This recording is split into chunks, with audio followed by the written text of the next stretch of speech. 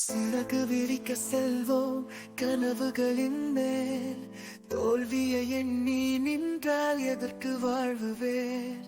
நம்பிக்கை இருக்கு, முயற்சி செய்ய நம் வழி இருந்தால் உற்சாகம் வெற்றி நிச்சயம் வழி. உற்சாகம் வாழ்வில் எப்போதும் நம்மை தள்ளும். முயற்சி செய்தால் முடியாதது இல்லை. உற்சாகம் வாழ்வில் கனவுகள் நிறைவேறும். உலகம் முழுவதும் நம் வழி.